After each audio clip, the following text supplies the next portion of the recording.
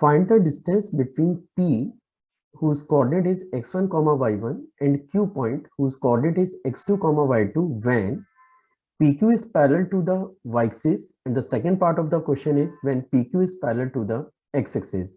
So let's see how we are going to solve this problem. तो चलिए पहले मैं फर्स्ट पार्ट को हैंडल कर लेते हैं। तो देखिए क्वेश्चन में आपको ये दे रखा है कि आपको P और Q के बिटवीन का डिस्टेंस निकालना है, और ये डिस्टेंस आपको तब पता करना है जब P और Q को ज्वाइन करने वाली जो लाइन है वो y एक्सिस के पैरेलल हो। तो लेट एज्यूम करिए कि यहाँ पे मैं कहीं भी P और Q पॉइंट कंसीडर कर लेता हूँ।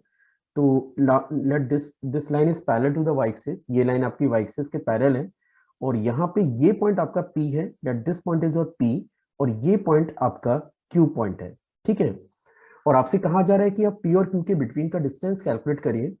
P का कोऑर्डिनेट आपको दिया है x1, y1, और Q का कोऑर्डिनेट आपको क्वेश्चन में दिया है दैट इज x2, y2।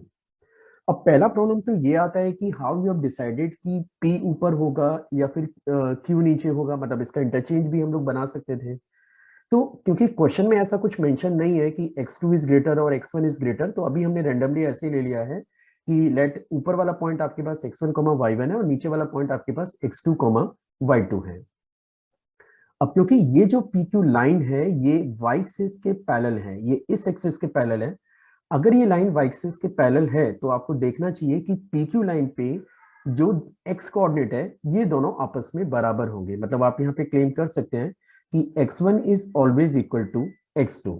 ठीक है, अगर आपका x1 और x2 आपस में इक्वल है तो डायरेक्टली हम लोग बता सकते हैं कि भाई P और Q के बिटवीन का जो डिस्टेंस है वो y1 माइनस y2 के बराबर होगा, y1 माइनस y2 के बराबर होगा। लेकिन अगर आपने Q पॉइंट को ऊपर और P पॉइंट को नीचे लिया होता तो यही डाटा आपको निकल के आता y2 माइनस y1। तो डाटा तो ये भी हो सकता है और ये भी हो सकता है, मतलब these two quantities are opposite, they are opposite in sign of each other. ये दोनों साइन में अपोजिट है, मींस आप PQ के बिटवीन के डिस्टेंस को लिख सकते हैं which is y1 minus y2 का मॉड। तो जब आप मॉड को ओपन करेंगे तो प्लस साइन भी आ जाएगा और माइनस साइन भी आ जाएगा। ये इस क्वेश्चन को सॉल्व करने की पहली अप्रोच है। लेकिन अगर आप थोड़ा सा बेटर वे में जाना चाह रहे हैं तो फिर एक और ऑप्शन है कि आप P और Q के बिटवीन के डिस्टेंस का फॉर्मूला लगाइए। तो मैं उम्मीद कर रहा हूं कि आपको दो पॉइंट के बिटवीन के डिस्टेंस का फॉर्मूला पता होगा। अब जैसे PQ के बिटवीन का डिस्टेंस अगर मैं निकालूं तो ये मेरे पास होगा, that is the distance formula is x1 minus x2 का whole square plus y1 minus y2 to the power 2। पर जैसा कि आप देख सकते हैं कि गिवन केस में x1 की वैल्यू आपके पास x2 के बराबर है। अगर x1 x2 बराबर है तो ये क्वांटिटी आपकी हो जाती है जीरो, यानी आप इसे लिखेंगे under root of 0 plus y1 minus y2 का होल स्क्वायर।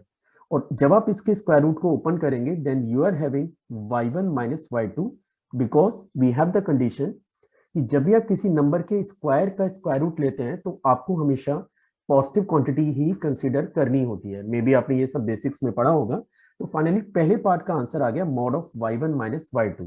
तो मैंने दोनों अप्रोच से आपको समझा दिया है कि why we are getting this result. अब दूसरा ऑप्शन है या दूसरा केस है जब PQ लाइन, जब PQ जो लाइन है वो आपकी x एक्सिस के पैरेलल हो। अगर ये लाइन x एक्सिस के पैरेलल है, लेट मैंने यहाँ पे x एक्सिस के पैरेलल एक लाइन बना दी है और इस पर ये जो पॉइंट है P, this is your x1, y1, और ये पॉइंट है Q जिसके कोऑर्डिनेट है x2, y2। अब यहाँ पे आप इजीली देख सकते हैं कि ये जो ऑर्डिनेट है, मतलब the value of y axis जो है और ये जो y एक्सिस की वैल्यू है ये दोनों आपस में इक्वल है। मतलब अगर ये y1 है और ये y2 है तो in this case y1 is equal to y2। Reason, this line PQ is parallel to x axis. अगर PQ आपका x एक्सिस के पैरेलल है और अब अगर मैं PQ के बिटवीन का डिस्टेंस निकालूं तो पहली अप्रोच से आप अगेन वही लिख सकते हैं कि या तो ये x2 माइनस x1 होगा या फिर x1 माइनस x2 होगा, डिपेंडिंग कि P पहले है या Q पहले है। और अगर आप इसका कंबाइंड कोई रिजल्ट देना चाह रहे हैं तो वो होगा x1 माइनस x2 के।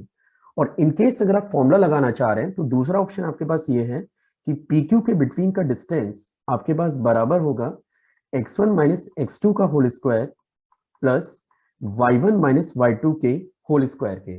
पर जैसा मैंने अभी अभी आपको समझाया है कि y1 की वैल्यू क्योंकि y2 के इक्वल है तो ये जो क्वांटिटी है ये आपकी हो जाती है जीरो।